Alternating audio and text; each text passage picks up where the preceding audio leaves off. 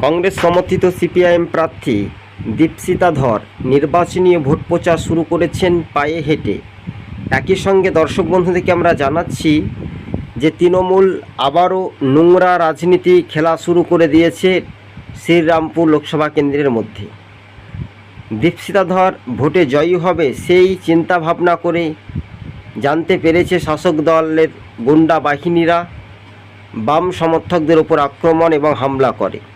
পাল্টা প্রতিরোধ গড়ে তুলবে আগামী দিন। নির্বাচনী ভোটের ফলাফলের পর তৃণমূল বুঝতে পারবে যে কত ধানে কত চাল। স্বাভাবিকভাবে যে রাজ্য রাজনীতির 2024 যে লোকসভা নির্বাচন, আর এই নির্বাচনের সময়টা আরও দ্রুত গতিবেগে এগিয়ে যাওয়ার সম্ভাবনা বেশি দেখা যাচ্ছে। তবে সিপিআইএমই শক্তি বৃদ্ধি। তবে এই মুহূর্তে কল্যাণ ব্যানার্জি তিনি পরাজিত হবেন, তার পায়ের তলার মাটি ক্রমশ হারাচ্ছে। লাল ঝান্ডায় দলে দলে হাজার হাজার কর্মী সমর্থক যোগদান করছে। কিন্তু এবার সিপিআইএম এবার ভালোই ফলাফল করতে চলেছে। ইন্ডিয়া জোট বাম কংগ্রেস তৃণমূল পার্টি বিজেপিকে সহযোগিতা করছে, তাই বাম কংগ্রেস সমর্থকদেরকে আটকানো যাবে না। রীতিমতো দীপশিতা ধর তিনি স্পষ্টভাবে জানিয়ে দিয়েছেন, তিনি তিনটি উল্লেখযোগ্য করে তিনি কথার উত্তরে বলেছেন, অর্থাৎ তিনি বলেছেন যে জোট বাম কংগ্রেস জোটই ভালো ফলাফল করবে এবং দীপশিতা ধর অল্প ভোটের ব্যবধানেও তিনি জয়ী হবেন। 1 ভোটও হলেও জয়ী হবেন, 5 ভোটও হলেও তিনি জয়ী হবেন। মানুষ শান্তি অবাধ সুষ্ঠু পরিবেশে ভোট এবার প্রদান করবে। তৃণমূলের অন্যায়, তৃণমূলের অত্যাচার, এই মতাবেগ অনুযায়ী সেটা কিন্তু বিভিন্ন ইস্যুটা কতটা পার্থক্য বা কতটা ফারাক পড়বে তার উপরেও কিন্তু একটা নির্ভরশীল হচ্ছে বলে এমনটাই খবরের ইঙ্গিত। তবে দীপশিতা ধরকে আটকানোর চেষ্টা করছে শাসক দল।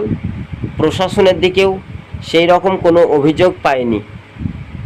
বর্তমানে যদি আমরা দেখি তাহলে বিভিন্ন ইস্যু বা বিভিন্ন পর্যালোচনা করে বারবার করে যে রাজনৈতিক সমীক্ষা বা সমীকরণ, সেটা এক প্রকার জোটের হাওয়া কিন্তু বইতে পারে বলে এমনটাই খবরের ইঙ্গিত কিন্তু আমরা পাচ্ছি। তবে শ্রীরামপুরের মানুষজন দীপশিতা ধরের ওপর ভরসা রাখছে। কয়েক হাজার শাসক দলের কর্মী সমর্থক গোপনে বাম জোটে কিন্তু ভরসা রাখতে চলেছে বলে সময়ের অপেক্ষা। তবে এই মুহূর্তের শাসক দলের যে বাইক বাহিনীর তাণ্ডব জনরসে কিন্তু বাংলার মানুষ বুঝতে পেরেছে।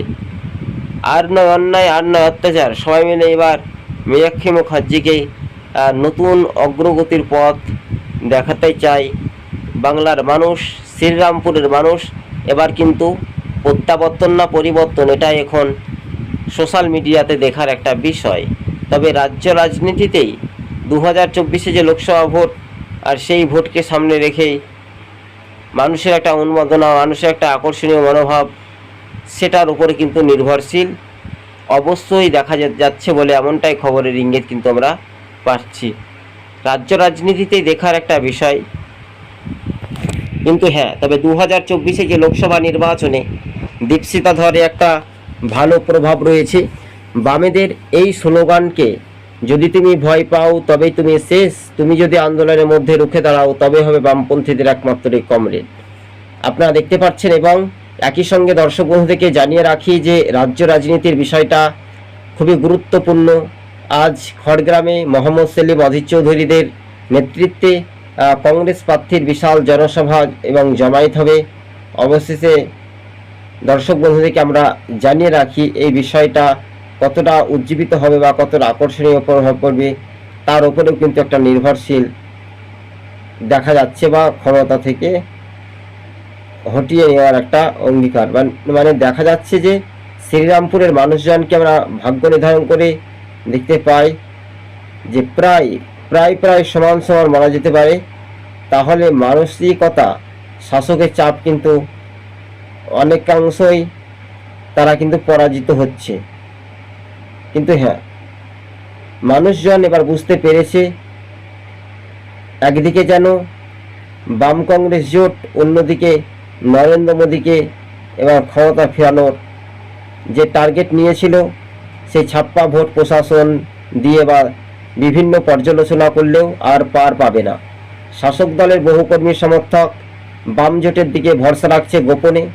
সাবরুম থেকে যেভাবে একটা চূড়াই বাড়ি, এই সময় যে ত্রিপুরা বাংলা, এছাড়াও আমরা জানিয়ে রাখি যে ত্রিপুরার প্রাক্তন মুখ্যমন্ত্রী মানিক সরকার তিনি এই রাজ্যে প্রবেশ করেছেন এবং নির্বাচনী ভোট প্রচার রীতিমতো তিনি শুরু করেছেন। তবে বাস্তবে 2024 লোকসভা ভোটে প্রচণ্ড গরম। আপনারা জানেন যে উত্তরবঙ্গে, দক্ষিণবঙ্গে, মুর্শিদাবাদ সহ একাধিক জেলাতে যেভাবে গরমের প্রচণ্ড তাপ, কিন্তু বাংলার মানুষকে কিন্তু এই ভুলটা বোঝানো যাবে না। তো অনেক সময়ের সাথে বা সময়ের অপেক্ষা শুধু ঘটনাস্থলে যে রাজনৈতিক সমীকরণ সেটার উপরে নির্ভরশীল হবে বলে এমনটাই মনে করছেন রাজনৈতিক মহল। তবে রাজ্য রাজনীতির বিষয়টা নিয়েও খুব গুরুত্বপূর্ণ, আর এই বিষয় নিয়ে রাজনৈতিক মহল একটা কৌতূহল, একটু দেখার একটা বিষয় রয়েছে। তবে এই মুহূর্তে যে রাজনৈতিক সমীকরণ সেটার উপরে যদি নির্ভরশীল তাই হয়, তাহলে বাম জোট একেবারে এককভাবে ফলাফল ভালো করতে চলেছে। কিন্তু তৃণমূলের প্রার্থীর পায়ের তলার মাটি নেই। তৃণমূল ভোটে হারবে, তৃণমূল পরাজিত হচ্ছে, শুধু সময়ের অপেক্ষা।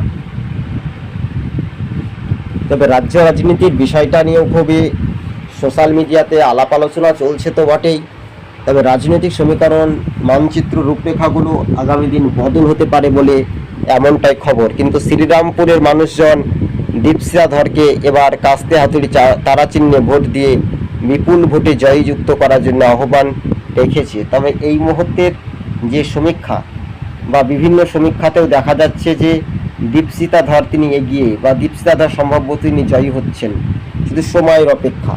যারা যারা আমাদের ইউটিউব চ্যানেলের সঙ্গে নতুন দর্শক, অবশেষে আমাদের ইউটিউব চ্যানেলটি সাবস্ক্রাইব করে সঙ্গে থাকুন। বাস্তবে যে রাজনৈতিক সমীকরণ বা রাজনৈতিক চিত্র, এই বিষয়গুলো একধারে মানে একতরফা মানুষের রায় বা বিভিন্ন ইস্যুটা তুলে ধরার জন্য,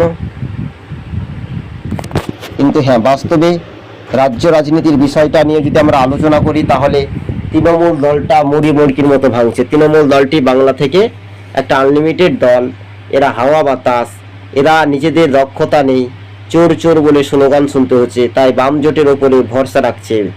দীপশিতা ধরের নির্বাচনী ভোট প্রচারে ব্যাপক মানুষের একটা সাড়া শব্দ হইতে পাওয়া যাচ্ছে। রাজনৈতিক মহলে যে সমীকরণ, সেটাই একটা জোটের দিকে ভরসা রাখা যেতে পারে বলে এমনটাই খবরের আপডেট আমরা পেয়েছি। কিন্তু লালগোলার মতো জায়গা বা মুর্শিদাবাদ, লালগোলা, এদিকে আমরা যদি দেখি শ্রীরামপুর, এছাড়াও যদি দেখি জঙ্গিপুর, বহরমপুর, এইসব এলাকাগুলি একচেটিয়া বাম জোটেরই ভোট হবে। তৃণমূল পার্টি পরাজিত হবে, শুধু সময়ের অপেক্ষা। এই মুহূর্তে বাম কংগ্রেস জোটের বিপুল বাজিমাত।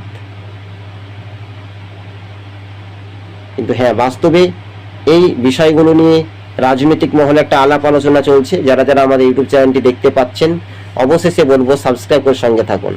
হাজার হাজার, 5,000, 6,000 যারা ভোটার, যারা সক্রিয় ভোটার, তৃণমূলকে ভোট দিয়েছিল এক সময়, তারা প্রত্যেকেই কিন্তু তারা দেখার একটা বিষয় থাকলেও শেষ পর্যন্ত দীপশিতা ধর তিনি জয়ী হচ্ছেন 100%, 39% মানুষজন বলছে।